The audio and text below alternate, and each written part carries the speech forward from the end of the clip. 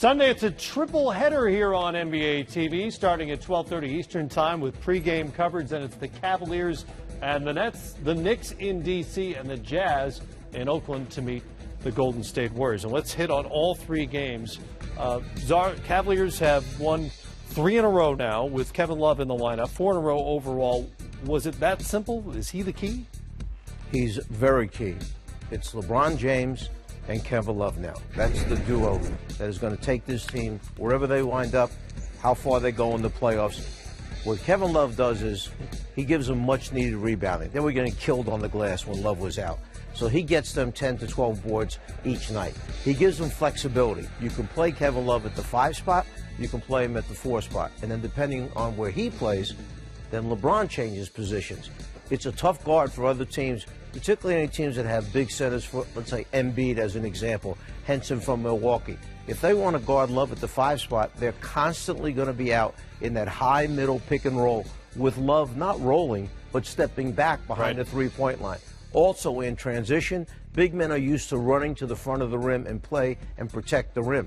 Kevin Love stops outside, and LeBron James knows exactly where he is, high opposite from wherever LeBron is. So it's that quick throw across the top pass.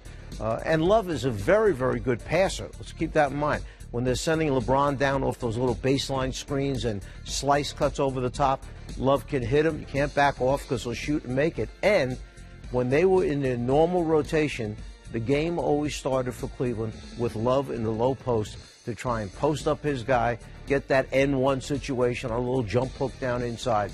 He is so valuable to them. And he shot it like he wasn't out at all. He's 10 of 21 from three-point range since his return.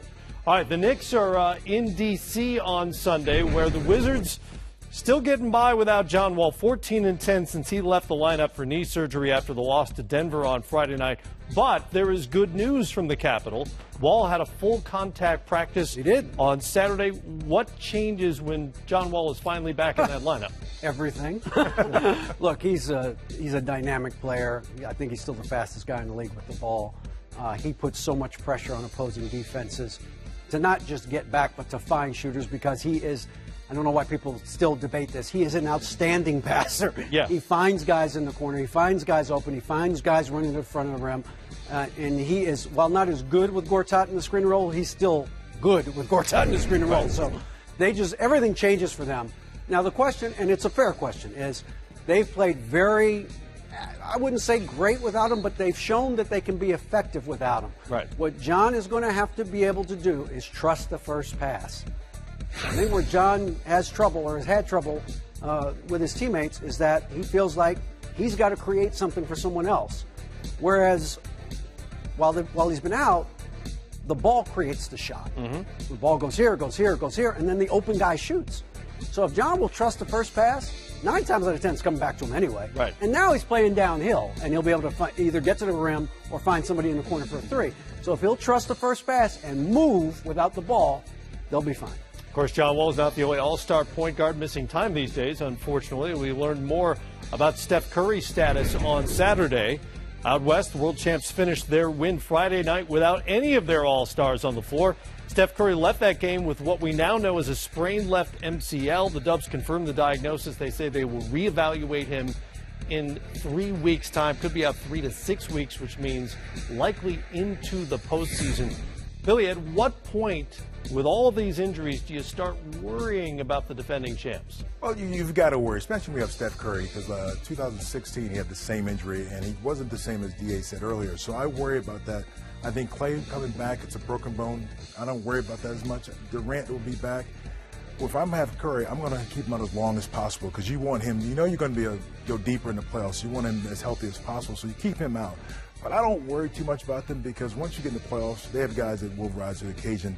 I just would hold Steph out, get Durant back, get Clay back, and I think things will be okay. They've got to figure out when they get to Houston, if they do get to Houston in the conference final, that's when they want to be as healthy as possible. Well, they face a Jazz team that has been on an amazing roll here lately. They lose finally Friday night in San Antonio. That was their first road loss in more than 2 months' time. Assuming they can hang on to a spot, how much trouble are they for somebody in the postseason? Well, they are, because they have Gobert back there, who's a shot blocker defensively, and they're very good defensively. But you have Donovan Mitchell, who's a guy that's come on the scene. He can score. The one thing, his shooting has gone down in three-point range, and he's not a three-point shooter. He's more of a scorer. He attacks, he scores, and he plays great defense.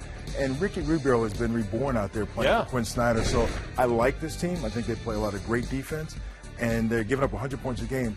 But they will score because Donovan Mitchell will penetrate and put a lot of pressure on them. So I do like this team. And if they get in the playoffs, it's not a team you want to play because you don't know what Donovan Mitchell will do in the playoffs. Will he rise or will he fall? Whoever thought Ricky Rubio would be so successful playing so much off the ball?